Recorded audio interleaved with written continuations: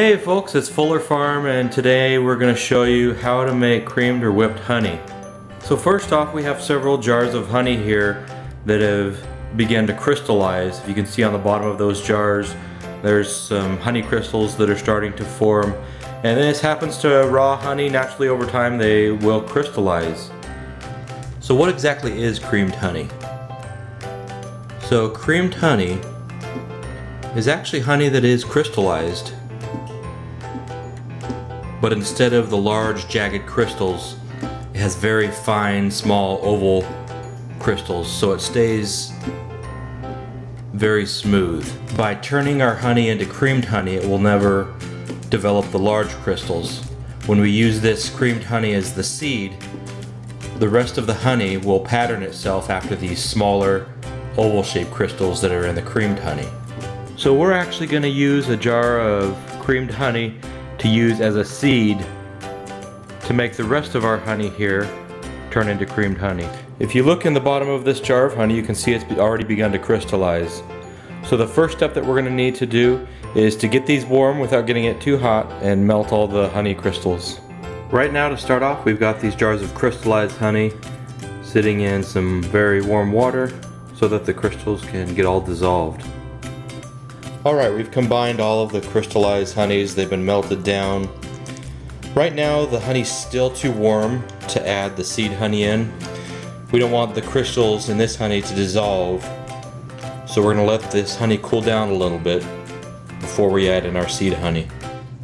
Our honey is now all cooled down. There's no more crystals at all, and we're ready to add our seed honey or cream honey. So we're going to go ahead and add that. You need to have 10% cream honey.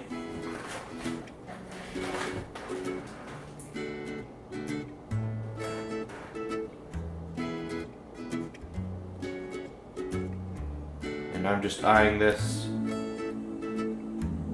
jar to be about 10%. Once your seed honey is in there, it's just time to mix it all up really good.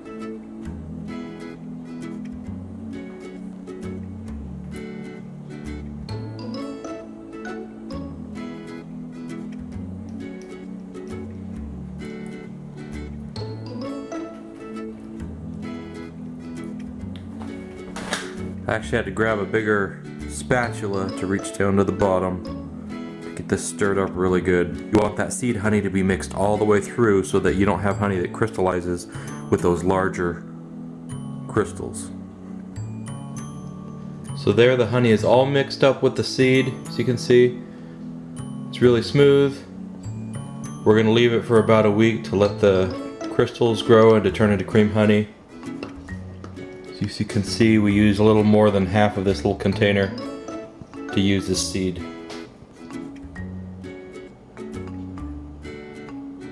Alright, here we are a week later, and I'll just show you here. The creamed honey is very silky smooth. Those crystals have spread throughout the rest of the honey now. So now we have a big jar of creamed honey. Now, if you can see throughout the whole thing, there's no crystallization at the bottom as far as those hard crystals that we see from when we started. This is what the honey looked like before it was crystallized on the bottom. Super runny. You can see this is a lot thicker now. It's all creamed. A couple years back when I was at the store, I heard a mom and her probably 5 or 6 year old child talking, and he was telling his mom that in Egypt in the tombs they had found honey that was 2,000 years old and it was still good, and she said, "Oh, there's no way it was good. It would have been spoiled by then." But it's true. Honey will stay good. It may have been crystallized. It could have been, completely crystallized like you see this bottom stuff, but it would have still been good. You could have still eaten it. So that's how you make creamed honey.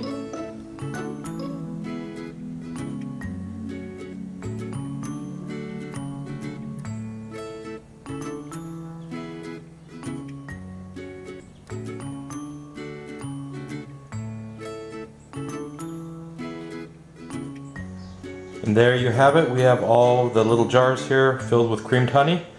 And this last one just for fun, we used some of our gourmet pomegranate syrup. We made some pomegranate creamed honey.